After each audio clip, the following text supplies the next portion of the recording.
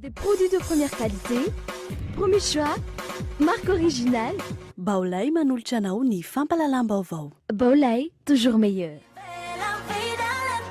Portes, fenêtres, volets roulants, véranda, rideaux métalliques, tôle, vitres, soc à vitres, très sincèrement. Ny fampalalam-baovao iarahanao amin'ny soka vitre.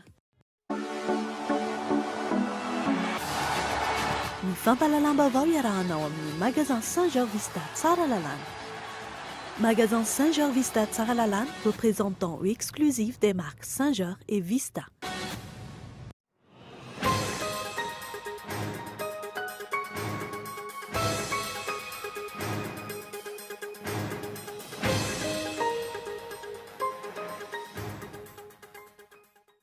Izany lany mefahazon-dalana hitrandraka ho soamamanina io ny fanontaniana apetraky ny beso maro amin'izao fotoana izao, indrindra amin'ny fisian'ny olana marobe momba n'ity raharaha ity.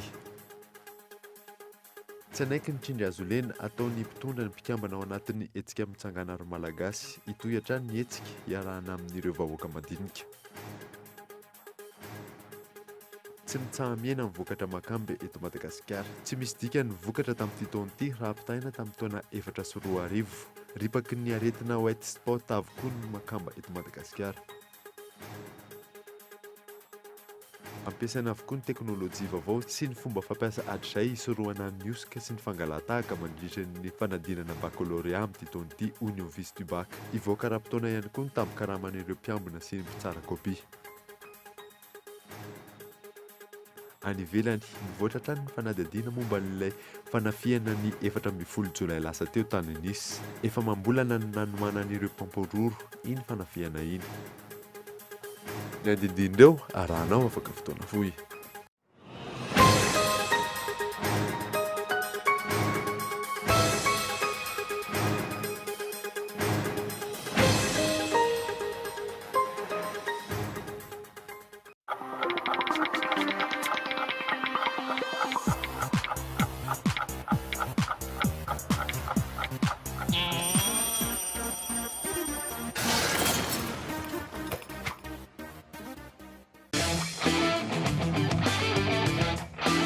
Batterie Large Star.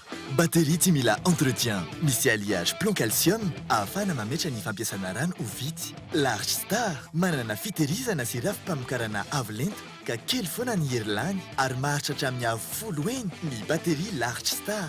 Kalitao iraisam-pireneny amin'ny vidiny tena mirary. Large Star.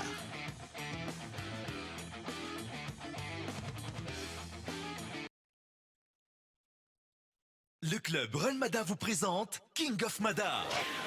L'événement mécanique le plus prestigieux de cette saison, ce dimanche 24 juillet sur la piste d'Arivounmam. Retrouvez les nouveaux concurrents et les voitures surpuissantes Run et Pro Run pour la 3e manche du championnat de Madagascar d'e-Run sur 400 mètres. Vivez en direct les tout nouveaux défis comme les kartings contre les voitures Pro Run, les Open Camions, les motos contre les voitures championnes de drag, mais aussi le grand concours King of Sono et le tournoi King of Sprinter. À l'animation, Eric Fouet, Xing Shangla et les hôtesses Queen of Mada. Sponsor, Galana, Gélubrifiant, Engine. Partenaire, FSM, Batak, Rifoto, RDJ, Cool TV, Dreamin, Jawaudio, Imprimerie Labora. Ne ratez surtout pas ce dimanche 24 juillet à Arivounmam, King of Mada. Et attention, soyez toujours prudents sur la route. Quelle fourniture scolaire te donne plus de sensations et te motive à travailler? Des crayons robustes avec des mines résistantes, faciles à tailler et qui donnent de la couleur à ta vie. Des designs innovants avec des petits gadgets marrants qui vous font tourner la tête. Des matières ergonomiques et flexibles qui se plient à votre volonté. Des fournitures performantes et pratiques qui t'accompagnent tout au long de l'année. Maped, le leader mondial des fournitures scolaires. Maped est une marque déposée. Attention, contrefaçon. Maped. À l'égard des produits haut de gamme à l'esthétique soignée, Baolay exploite les meilleures technologies hautement novatrices. Le subwoofer JYO vous offrira une qualité sonore exceptionnelle. Son design épuré, sa forme compacte et son élégance s'invitent en toute harmonie dans votre salon pour profiter du meilleur acoustique. JYO, représentant exclusif, Baolay. Baolay, toujours meilleur.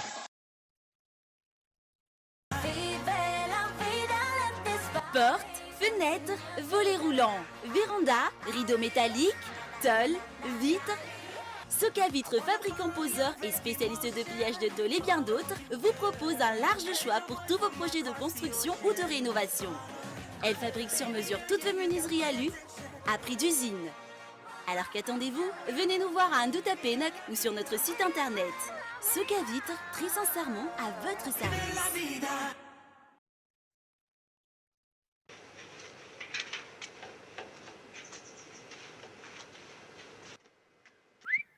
tsara kosa izy zany ino ny loko io azafady primokat io ramsa aiza no aza hitanana io ahitana azy daholo ny kenkairy rehetra izay mahazatra anao suraminy amin'ilay lavako azy merci e onao misy an'le primokat ato aminareo misy ka fa amin'le inona ny tendra misy za manko mila mandoko vavahady ary mila maromaro mihitsiny misy sady misy amin'le tamin'ny vitsara io sady mora le izy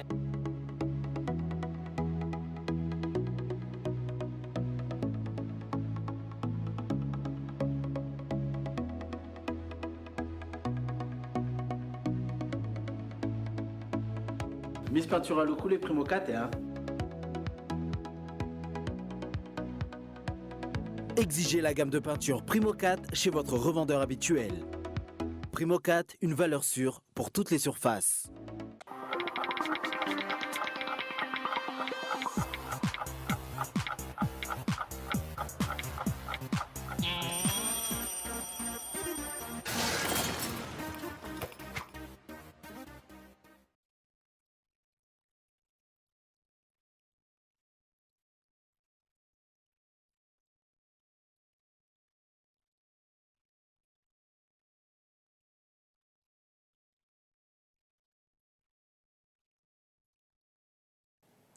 Miarabanao ndray tonga soa eto amin'ny fampahalalam-baovao Kolo TV izao alina izao manasanao ary anaraka izany hatramin'ny farany ohatra mivaingana amin'ny fikasan'ny fanjakana ifehezana sy anaovana izay tiany atao amin'ny aina aman-jery tsy miankina ny fanomezana alalana sy ny fanalana izay alalana izay hitsandraka ny licence d'exploitation eo ampelatanan'ny ANRCM fanadidiny zo rakotondrena.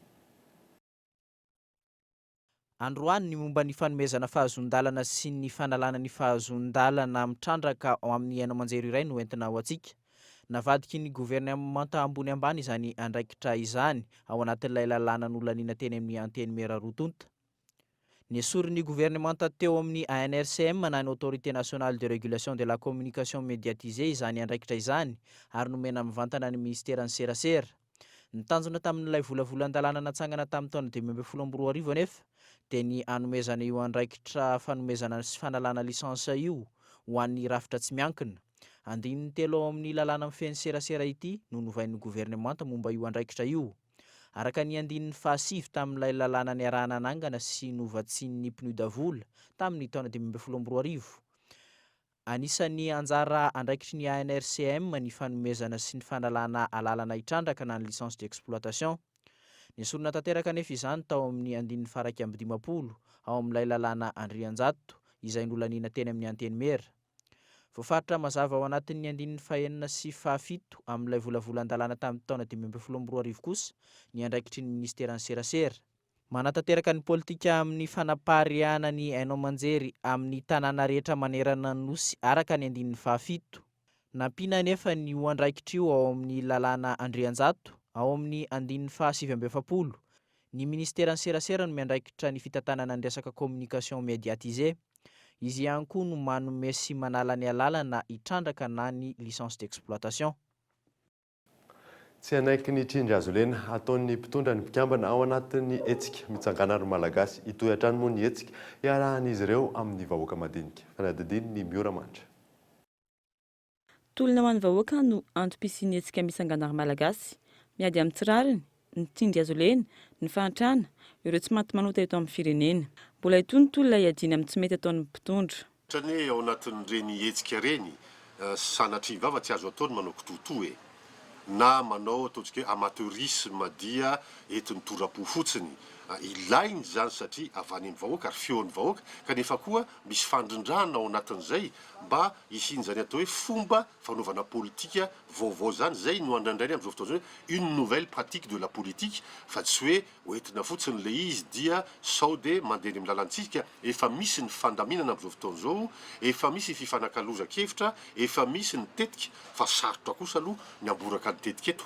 Miankina betsaka amin'ny fisian'ny antoko-panoatra ny mampandendra raha-pirenena. Tsy maro toerana nefa ny antoko-panoatra raha ny zava-misy eto Madagasikara no jerena. Tapena ambavatra any lazaina fa antoko-panohitra. Firenena dia mila demokrasia, mila mpanohitra ary mila ireo mpitondra.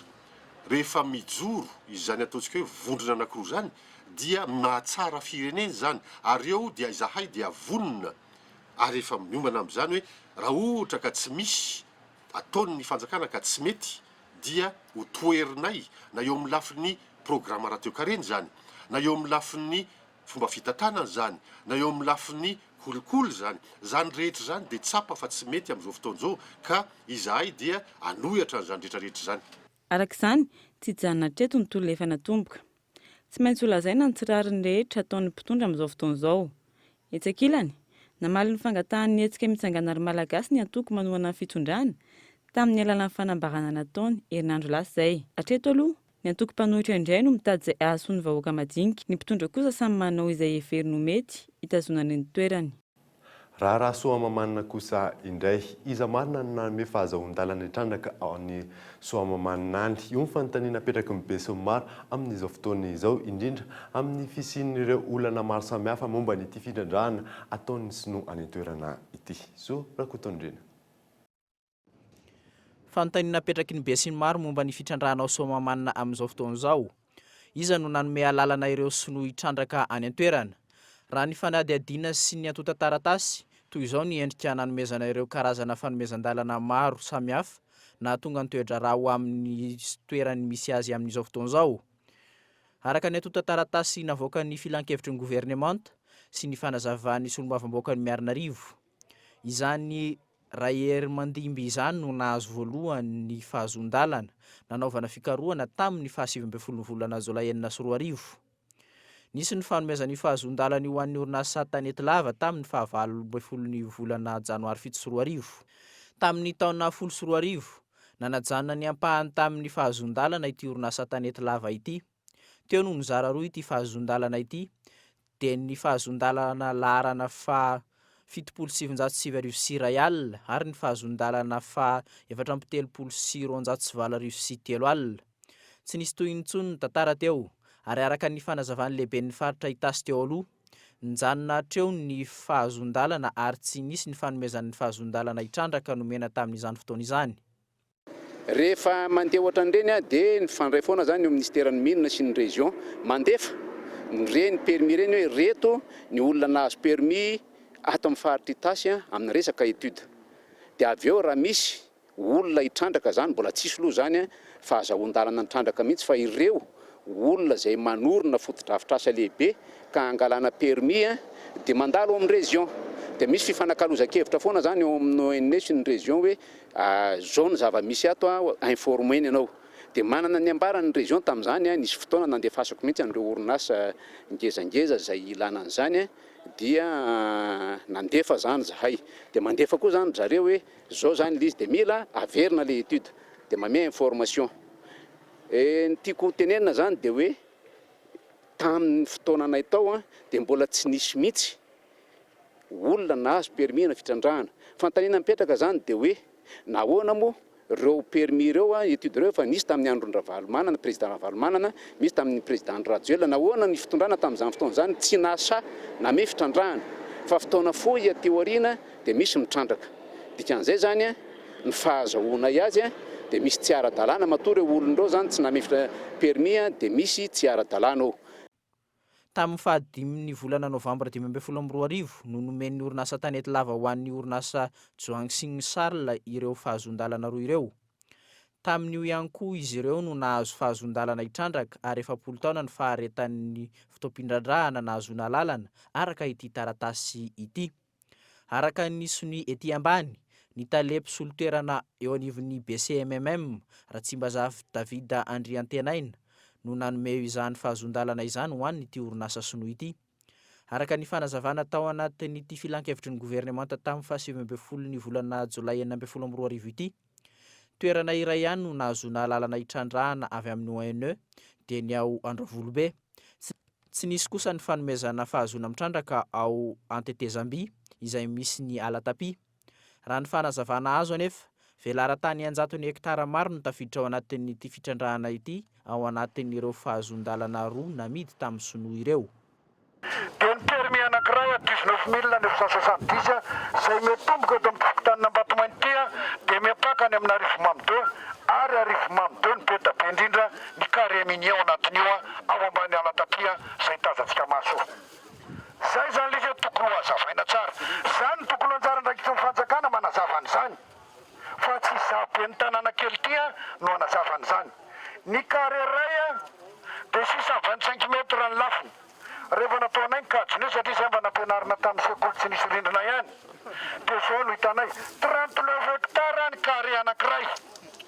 Ataon'ity perimetra anankiray ety itsanganantsika ity anefa 96 carré lay perimetra anankiray. 96 carré zany ampitomboy 39 hektara, 4 hektara zany voatrandraka amin'ny ty lafinilany antsinanan'ity.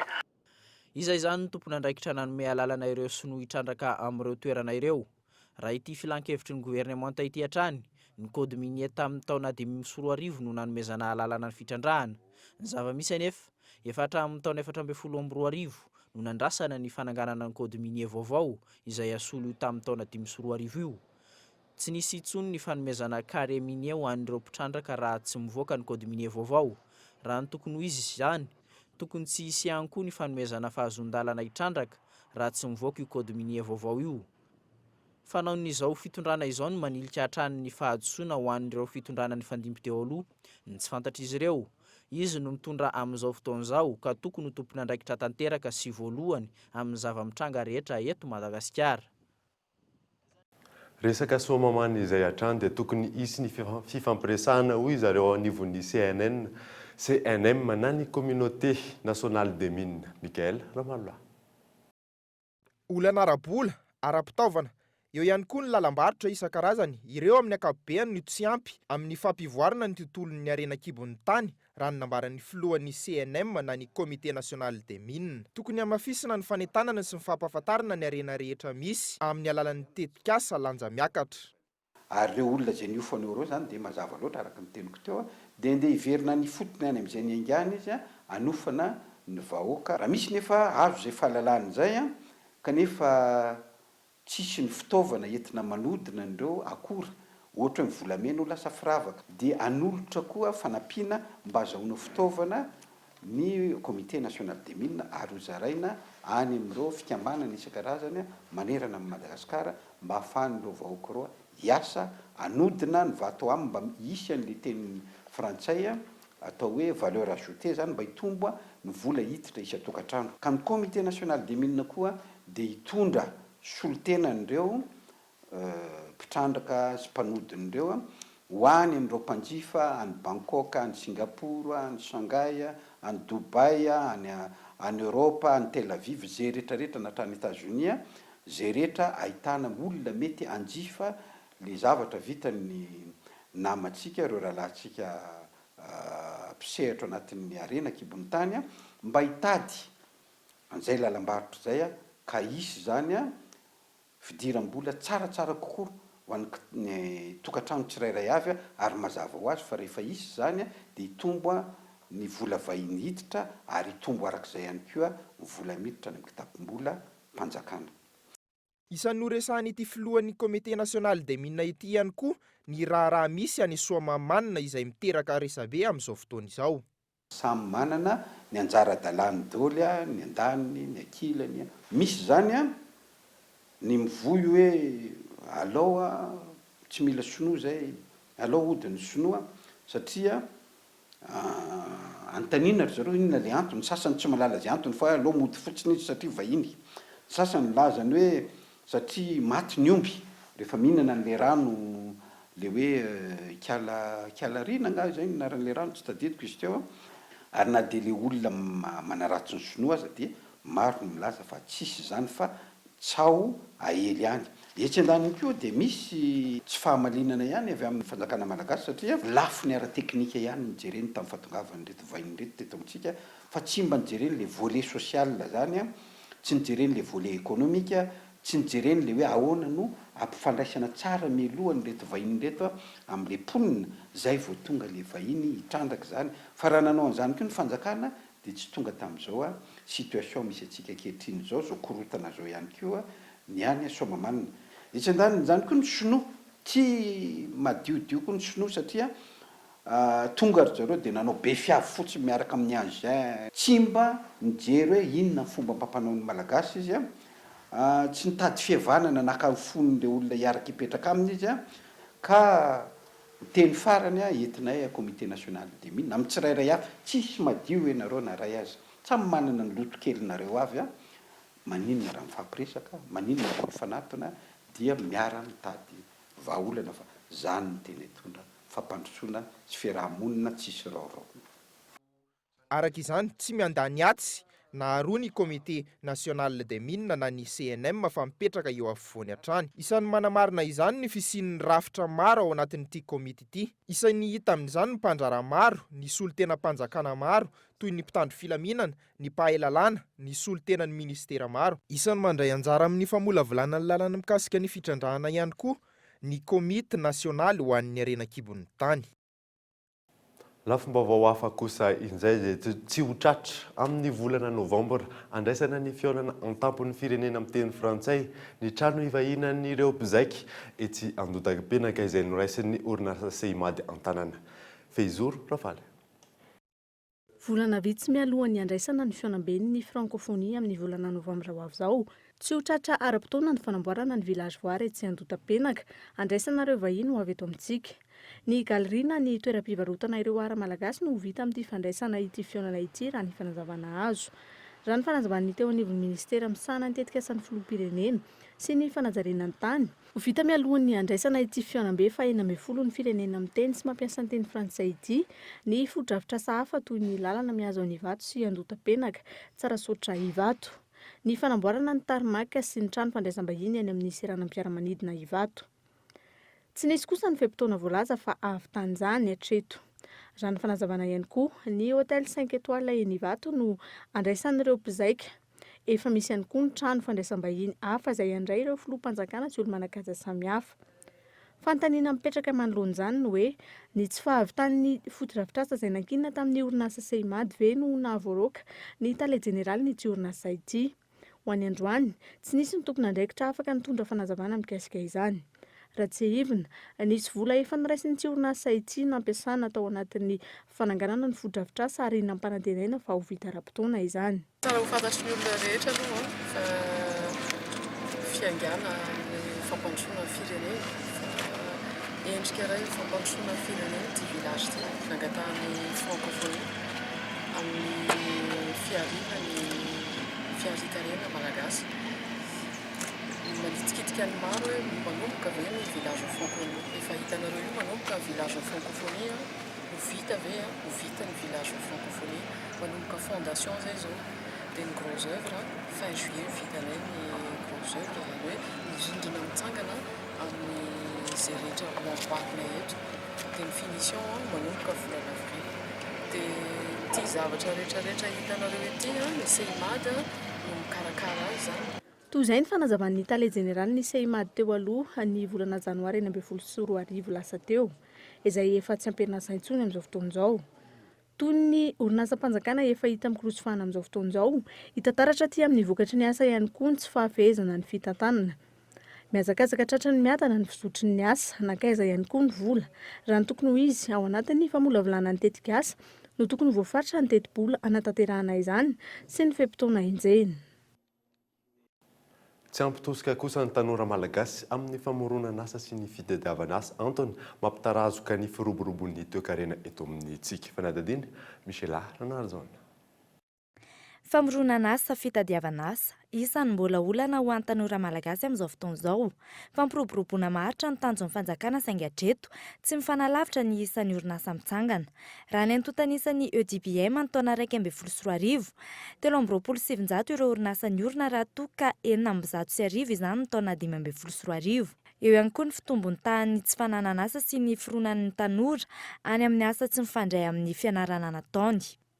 Olana lehibe ny tsy fisiany bahana isan-karazany amin'ny famoronana orinasa. Ny fiainan'ny malagasy sahirana dia hoy aho teo hoe le fahasahiana mandray andraikitra, fa ny antony mahatonga ny tanora tsy mahasahy mandray andraikitra ihany koa dia misy an'ilay atao hoe motivation.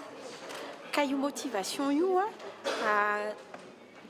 fiainana zany sedra foana dia mila courage aussi isika ny fitenenana dia mampita an'izay zavatra izay tsy vitan'ny miteny hoe courage alesoka zany zay resaka tsy fahasahiana mandray andraikitra izay dia ny fitenenantsika matetika hoe ka za tsy manana expérience any koa olana anankiray amin'ny tanora anefa ny olona talohantsika ny tanora talohantsika tsy voatery nananatraikefa daholo akory ny olona nanangana an'izao zavatra iainantsika amin'izao fotoana izao. Ko maninontsika ankehitriny mangataka hananatraikefa izay vao hanomboka mandray andraikitra hanatsara ny fiarahamonina misy antsika. Raha ny fanadihadiana natao androany, isy ny fanavaozana ny programa mpampianarana enti-manarina ny olan'ny famoronana orinasa sy ny tontolon'izay. Tafiditra tanteraka zany ao anatin'ny programanay amin'izao fotoana izao ny hoe ahoana no hanomezana fampiofanana fiofanana manokana ho an'ny mpianatra mba hahatonga azy ireo afaka hiasa avy hatrany ao aorian'ny fahazahoan'ny diplôma na hamorona asa ao anatin'ny programa mpampianarana sy ny programan'asa nay rehetrarehetra. Amin'izao fotoana izao vao eo am-panoratana ny stratégie nationale de l'enseignement supérieur ny ministère fa mandrapivoaka ny stratégie aloha dia efa nalefanay ny tetika asa pôle stage et job dia io pôle stage et job io zany structure anankiray mampirisika sy manohana ny mpianatra amin'ny fitadiavana asa. Raha ny antontanisany voaka farany 3,900 orinasa niforona ny taona 2024 ny orinasa vahiny ary orinasa sinoa izy ireo amin'ny ankapobeny. Ho tanteraka eto amintsika ve io vinavinaka saina atao io sa hijanona ho resaka mbola latabatra ihany, manana paikady ahafahana mampivoatra isika eto Madagasikara, manana olona manam-pahaizana sy fitaovana ahafahana manatanteraka izany ihany koa saingy eo amin'ny fanatanterahana hatrany ny olona.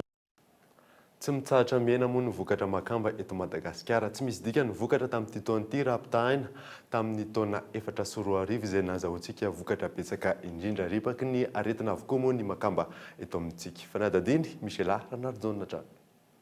Ny taona 2024 no nipoitra teto Madagasikara ny tsimokaretina mamely ny hazan-dranomasina sy ny hazan-dranomamy white spot.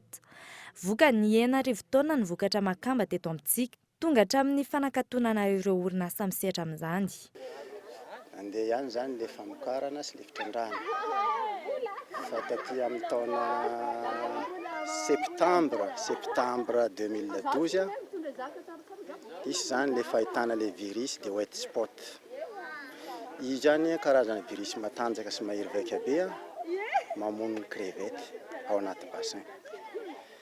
Ka taty amin'ny octobre 2012 zany rava tsy nisy niangana daholo zany le crevette ao anaty bassin dia nanomboka teo trapasarana. Tsy mitsaha miaina ny vokatra makamba eto Madagasikara.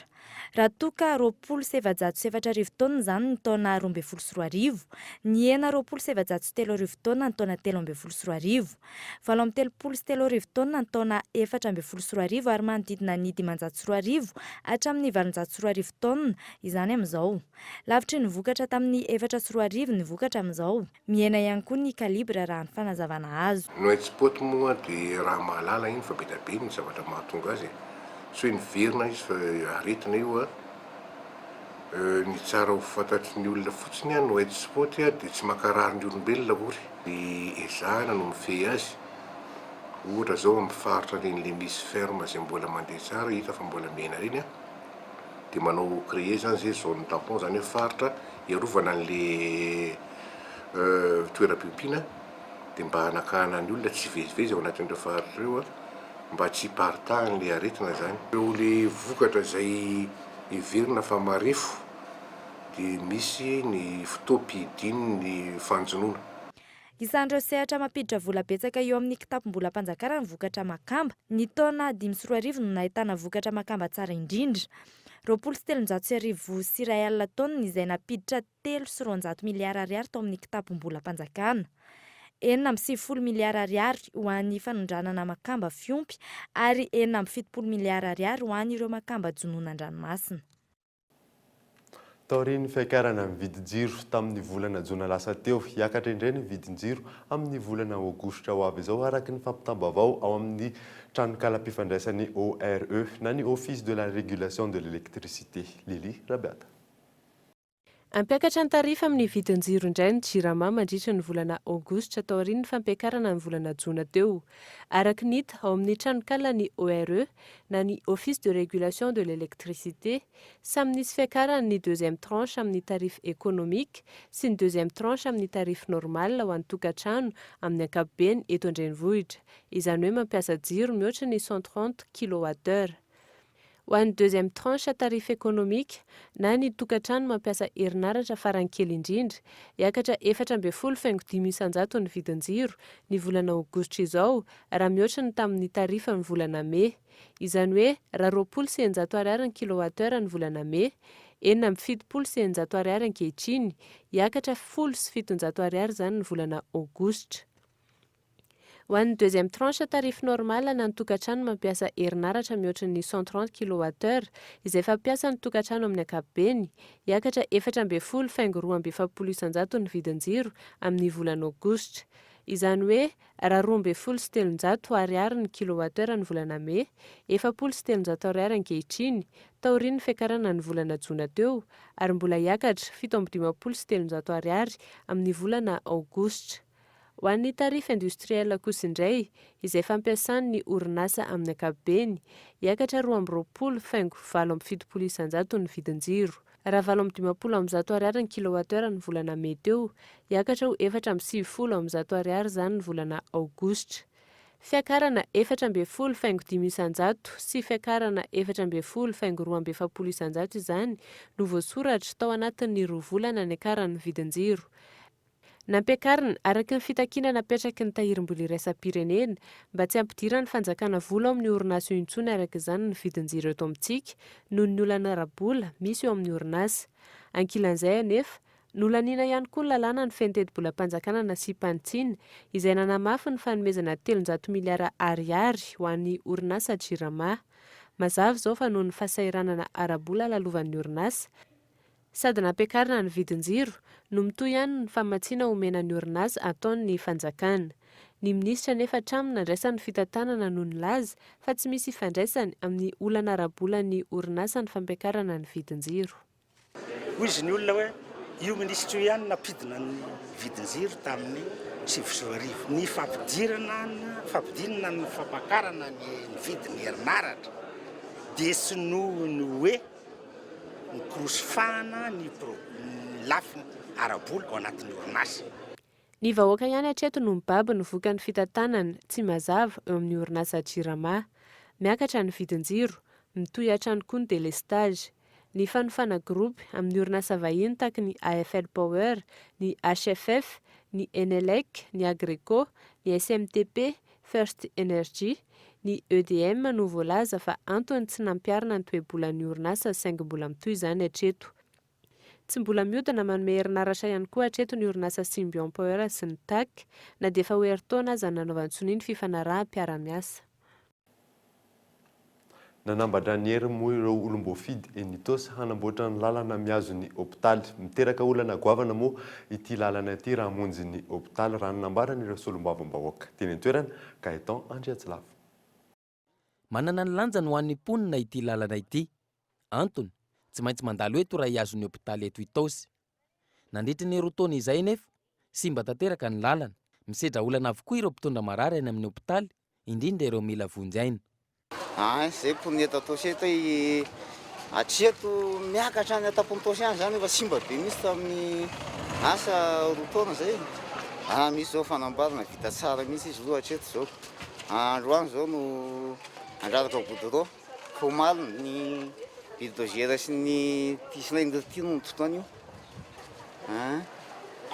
Zany nanaona fijaliana teo aloha tamin'ny Aia tamin'ny fahavaratsy iny aloha dia tena fotaka ohatry ny ana tany imbary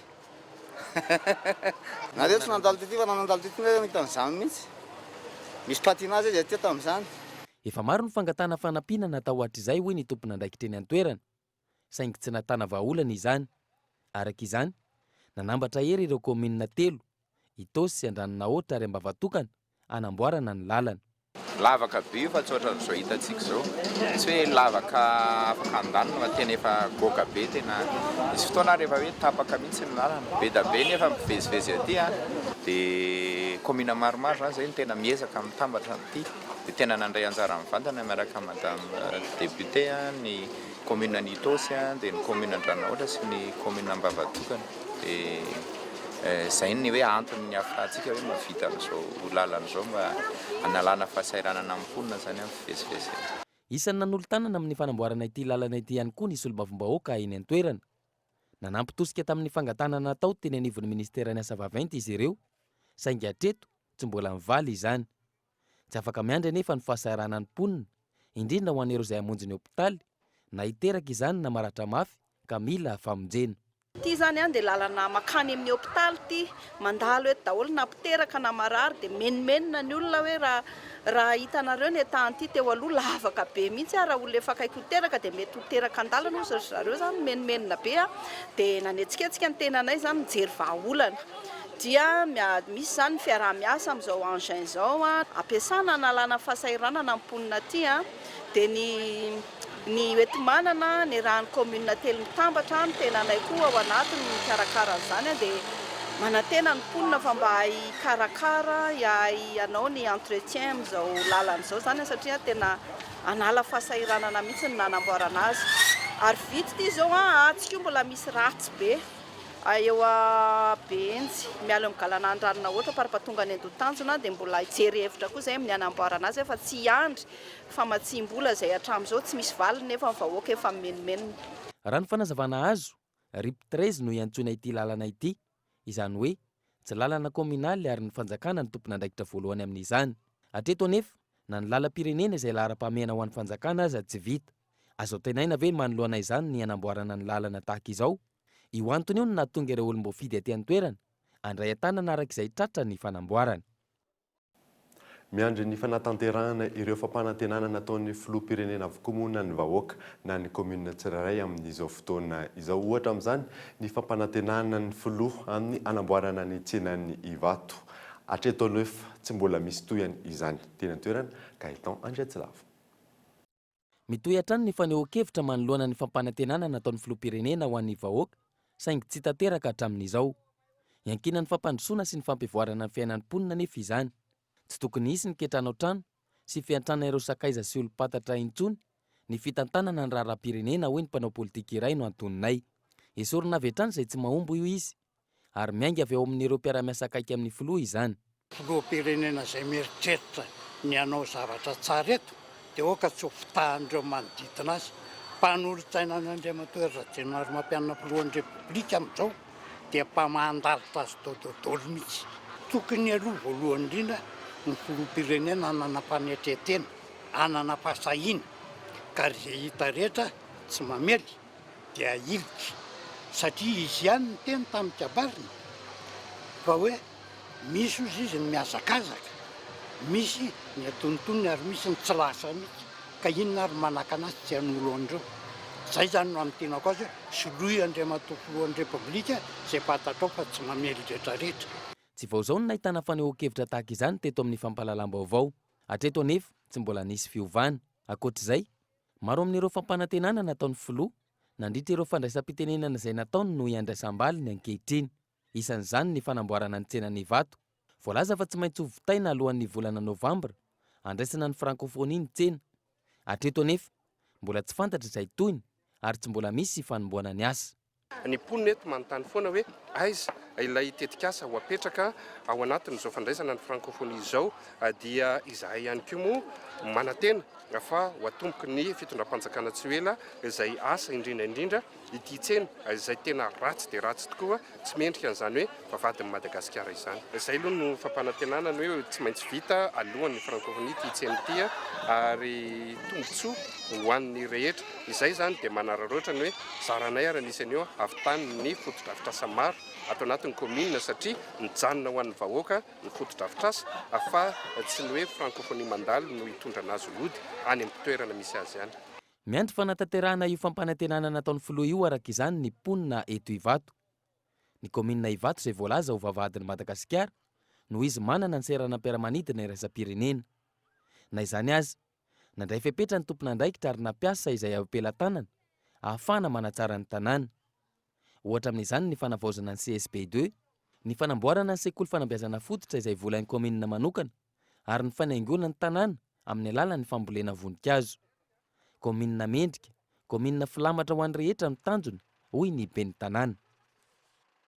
Tontolon'ny fampianarana kosa indray ampiasaina avokoa ny teknôlôjia vaovao sy ny fomba fiasa hatrizay isorohana ny osika sy ny fangalarantahaka mandritra ny baccalauréat amin'ity taona ity. Ivoaka ara-potoana ihany koa moa ny tampikaramaan'ireo mpiambina sy mpitsara kopia. Fanadadiana Iona Saina.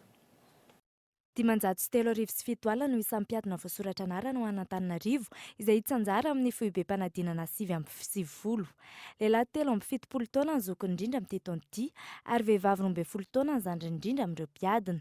Efa vonona avokoa ny fikarakarana rehetra ahafahana manatanteraka amin'ny fanadinana hoy ny tompon'andraikitra Androandy.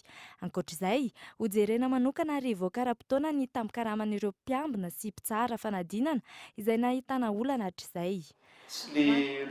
Bande gommée ino no anakona anazy fa io le bande collante io zay surveillant mametaka azy dia manao sini dia le surveillant manakatona an'io amafisiny zay ho an'ny candidat tsirairay avy. Tana hoe ianao dia tonga nanao an'ity matière ity taminy demi-journée iny ary eo ampanaterana ny copie ianao no manao ny sini amafisiny zay amin'ireo candidat tsirairay avy. Chaque demi-journée zany misy ny PV de salle io.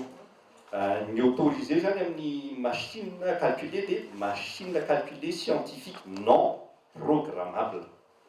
Ho an'ireo izay manana olana momba ny taratasy fiantsonana ny convocation kosa, laza ny tompon'andraikitra fa afaka mandray izany izy ireo hatramin'ny alahady 7 ny volana Jolay amin'ny 12 ratoandro. Afaka manantona eny amin'ny office du bac eny Ankatso ihany koa ireo tsy nomeny sekolin'izy ireo taratasy fiantsona noho ny tsy fanefana ny saram-pianarana. Mitobaka eto amintsika indray ny karazana marika sy vokatra na ireo marika avy eto an-toerana ihany io na avy any ivelany inona tokoa marina atao hoe vrai marika izay na hoe original na ireo hentsika amin'ny andavanandro hoe Dorentz. Fanadadiny Fezoro Ravaly. Maro ireo karazana marika sy vokatra mitobaka eto amintsika amin'izao fotoana izao.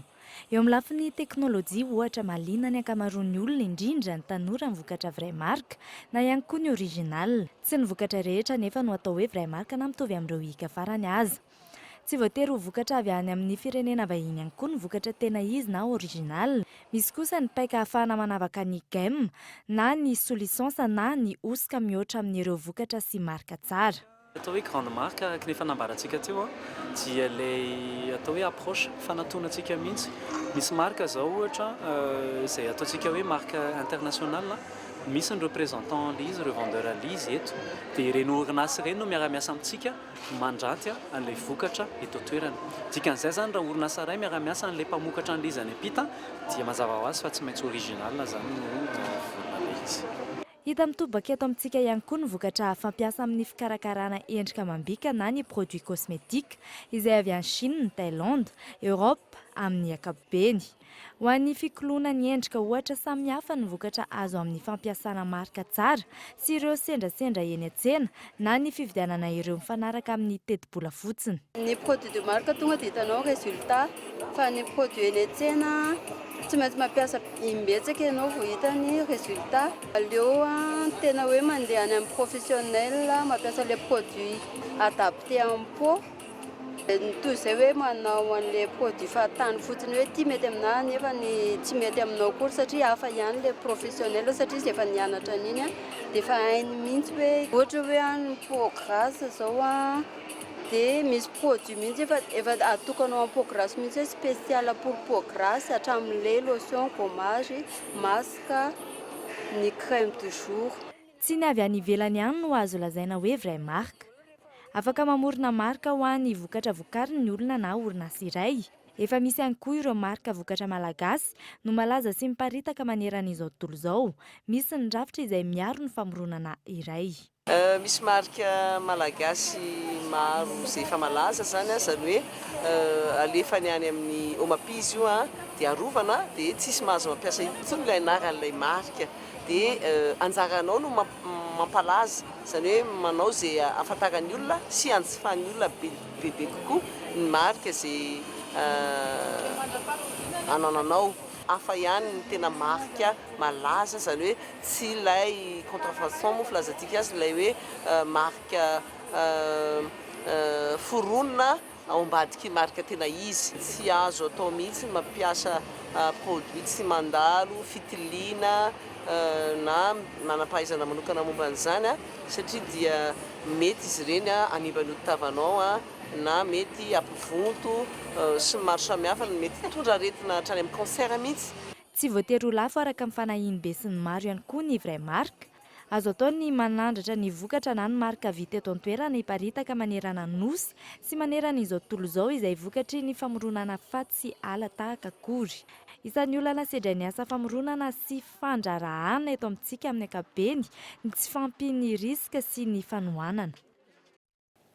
Ny vokatra Camon C9 indray no atolotry ny tranombarotra Tekno ho an'ireo mpanjifa finday mandritra ny salon des grandes marques ao amin'ny lapan'ny kolontsaina sy ny fanatanjahantena izay nanomboka androany aharitra 3 andro. Fanadadiny Miora Manitra. Olona tia muzika zany. Izy ity efa livre miaraka amin'ny casque, ny RAM moa, ny mémoire interne zany efa ao anatin'ny daholo. Dia ny ampisinao ny appareil photo afaka mijery anao mazava tsara. Finday avy lentan-trano atolotry ny tranombarotra Tekno ho an'ireo mpankafy sy mpampiasa ireo teknôlôjia amin'izao fotoana izao. Tsy mitsahatra manome fahafahampo ny mpanjifa ny tranombarotra amin'ny alalan'ireo tolotra vaovao entiny. Finday natokana ho an'ireo mpiangaly ny sary sy ny kanto amin'ny alalan'ny teknôlôjia ity finday vaovao ity.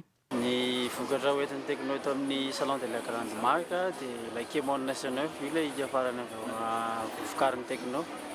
Ny mampiavaka ilay Camon C9 aloha dia voalohany izy eo amin'ny lafiny sécurité satria amin'ny alalan'ny maso indray no nokafana an'ilay Camon C9 zany hoe mahazatra antsika mantsy dia sokafana amin'ny alalan'ny empreinte digitale na code na sarisary indray ny téléphone. Dia ilay série Camon C9 natao ho an'ny passionné-na photo izy satria misy ny tena mampiavaka azy voalohany indrindra koa dia ny appareil photo zany hoe 13 mégapixels ny appareil photo principal dia 13 mégapixels ihany koa ny selfie cam. Zany hoe samy manana vue panoramique na ny selfie cam na ny appareil photo principal. Dia eo ihany koa ilay selfie cam izay tsy voatery mampiasa can selfie na per selfie tsika dia afaka manao selfie dia tafiditra ao anatiny daholo ny olona zany afaka cadré daholo ny olona tianao anaova alaina selfie anatin'ilay selfie. Zany hoe ouvert grand angle jusqu'à 83 degré ny selfie cam. Dia au niveau ana processeur SRAM satria mantsy izay foana mba tika fanontany mpanjifa mialoha hoe anahoana ny processeur manahoana ny RAM satria mba tsy ialana amin'ilay bec 2 giga de RAM izy octa-core processeur zany 1 GHz 3 x 8. Dia au niveau ana batterie sy réseau ndray izy efa 4G LTE 64 bit ny réseau dia ny batterie 3000 mAh zany raha manao connexion tsy miatotsika amin'ny alalana SIM mahavita antsika hatramin'ny adiny valo izy io. Tsy faina amin'ny vidiny 5,7 sy 7 ariary monja ny vokatra Camon C9 ary efa misy ireo tolotra sy fanomezana miaraka aminy. Misy fiaraha-miasana miaraka amin'ny Airtel moa dia mahazo connexion izay mividy téléphone ataonay mahazo puce Airtel dia mahazo connexion hatrany amina 1 giga. Dia ho an'ilay vidy Camon C9 mahazo bracelet na remise en forme zany hoe bracelet pédomètre dia sady anti-vol io bracelet io ka manasa antsika hitsidika ny standiny Tekno atao salon de la grande marque asamy lahatsy. Araka ny efa nampalaza ny tranombarotra Tekno hatr'izay, misy antoka 720 volana ho an'ny vokatra rehetra vokariny. eo ihany koa ny service après-vente izay tsy vaovao amin'ny mpanjifa rehetra. Mpanjifa maro no andrasana anjifa ity vokatra vaovao ity mandritra ny salon des grandes marques etsy amin'ny lapankolotsaina sy ny fanatanjahantena.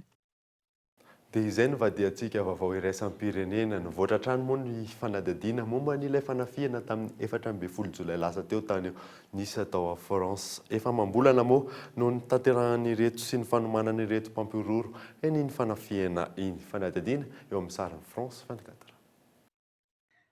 Fanafiana tsara fiomanana niaraka tamin'ny prêtre kombakomba aminy i Mohamed Laoudj Bouel no voalazan'ny fitsarana frantsay mahakasika ny tranga nandritra ny fetin'ny fahaleovantena tany Nice. Lehilahy 4 sy vehivavy iray no nanampy azy tao anatin'izany ary efa nahiditra ponja vonjimaiky ireo prêtre kombakomba aminy tamin'izany. Amam-bolana no nanomanan'izy ireo izany fanafiana tany Nice izany.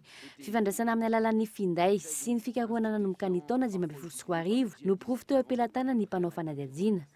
Nahitana fitaovam-piadiana mahery vaika, vola mitetina 540 euro sy zava-mahadomelina nandritra ny fisavana nataony mpitandron'ny filaminana ny alarobia lasa teo.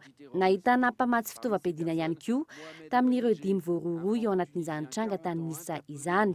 Raha tsy ivana fanafiana izay niseho tao aorian'ny afomanga izay mahazatra nandritra ny fetin'ny fahaleovantena tany Nice. Misy 420 ireo maty tao anatin'izany ary 130 no naratra ka 10 tamin'izy ireo no mbola ina ny aina amin'izao fotoana izao. Alohan'ny sarana moa dia averina aminao ireo vaovao nisongadina tamin'ity androany ity. Iza manana nanome fahazahon-dalana hitrandraka any Soamamanina any. Io ny fanontaniana apetraky ny besiny maro amin'izao fotoana izao. Tsy mitsahatra ny miaina moa ny vokatra makamba eto amin'ny tsika ripaky ny aretina avokoa ireo makamba eto Madagasikara. Dia izay mamarana ny fampalalam-baovao antsika izao alina izao. Nankasitrahana ianao nanaraka izany hatramin'ny farany. Ny tenako manome fotoana anao amin'ny rahampitso indray veloma tompoko.